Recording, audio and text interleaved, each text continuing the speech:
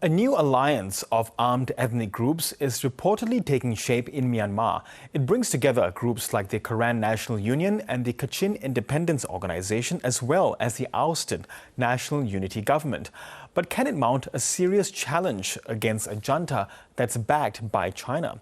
Turnell once served as Aung San Suu Kyi's economic advisor before being imprisoned for nearly 2 years after the 2021 coup. And he has been assisting this new alliance as an advisor. He says its formation is hugely significant. Yeah, so this new alliance, which calls itself the Steering Committee for the Emergence of a Federal Democratic Myanmar, is incredibly important. Myanmar has had a number of afflictions, modern Myanmar. One of the most significant and what's held it back for a long time have been divisions between the mainstream Burman majority and various ethnic groups along the way.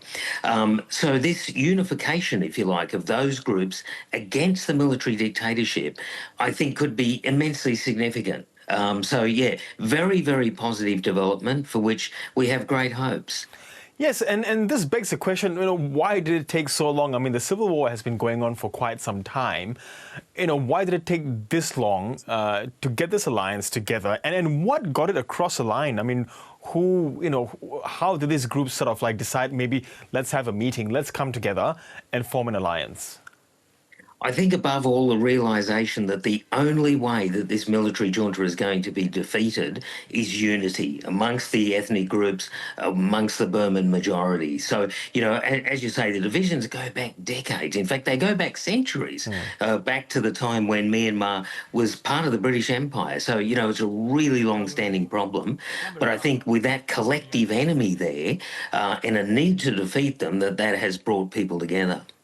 So do you expect at any point that this alliance could mount a significant military challenge to the Myanmar junta?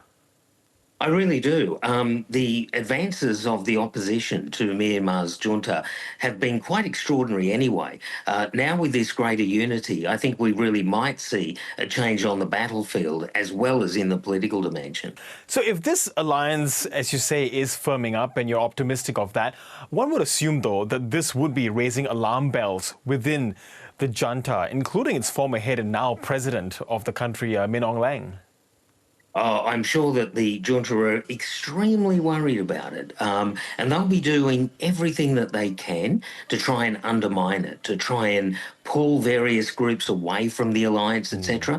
I don't think they'll succeed, but they'll try and do it. And I do wonder then, in that case, where China fits into this, because it is a major supplier of military aid to Myanmar in the form of weapons and aircraft. It's really interesting. The China dimension is absolutely critical, as you say. In many ways, China wants a stable Myanmar, though. It wants quite a weak Myanmar because it wants a lot from the country, particularly in terms of energy, access to the Indian Ocean, etc. But at the same time, they really want stability. So China, as you say, is aligned with the military junta at the moment. However, if they were to see success on the opposition to that junta, I think we might see China actually beginning to reassess its position. So, yeah, China will be a critical player in all of this. And, when it comes to some of the bigger groups in this ethnic armed alliance, the Three Brotherhood Alliance, the Karen National Union, etc., is it easy for these groups to hold firm, to stay together, to stick together, given that what you said earlier, they've got different, priorities and they come from different ethnic groups to begin with? It won't be easy at all. But as I said earlier, I think the realisation that the only way that they'll finally throw off this military junta is by acting together. So even though the difficulties are absolutely there, I think that realisation will be a bigger force in all of this. And might they, be looking to receive international support, and where could that come from? I think they are looking for greater international support.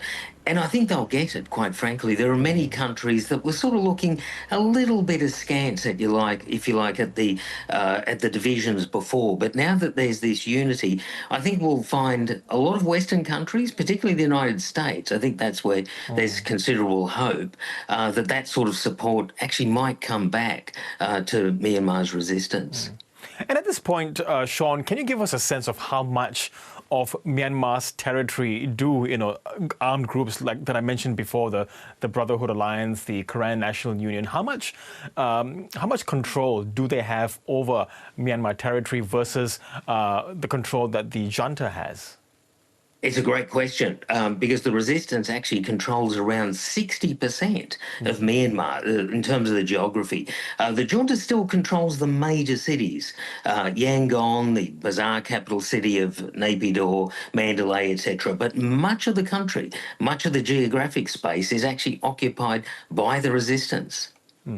And Sean, I mean, you were a political prisoner, in that insane prison, the brutal, notorious prison there in Myanmar when after Min Aung Hlaing ousted the democratically elected government and launched a coup in 2021. What are your thoughts about the recent tranche of prisoners being released that included the president then, Win Myint? Yeah, very much a facade. U Win Myint, the former president, or current president, really, elected president, was very much expected to be released. He was coming towards the end of a sentence, which was unjust anyway, but he was released there. But of course, there's been no word about any release of Aung San Suu Kyi, nor any of the thousands of others of political prisoners. So unfortunately, I think this is very much window dressing, a desire to try and, get some other country support for this junta, but I don't think it's going to work. I think most people can see right through what is nothing really but a fig leaf of ongoing military rule. And we do have to remind our audience that you were Aung San Suu Kyi's economic advisor before both of you were sent to prison. Given that the junta has given, a light reduction in her sentence, it looks like it makes very little difference. But are you hoping that for an early release anytime in the near future, given that she is getting on with age? Yeah, I'm hoping for it. I think if the junta was smart, they would do that because so much international pressure comes from the fact that she's in prison.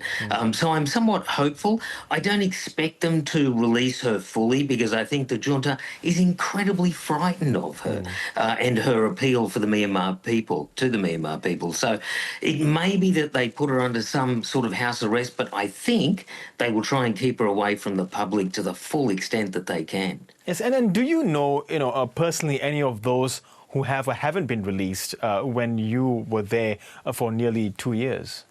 I sure do. I have so many friends who are still political prisoners, including the bravest, the most extraordinary reformers who were, really trying to turn the country around. The more effective they were, the better they were. In a sense, I think the less they're likely to be released. And so I'm anxious for them. And yeah, certainly their names were not on any sort of release list. Well, certainly a few interesting developments happening across Myanmar. Sean Turnell, really appreciate your time today. Thank you very much.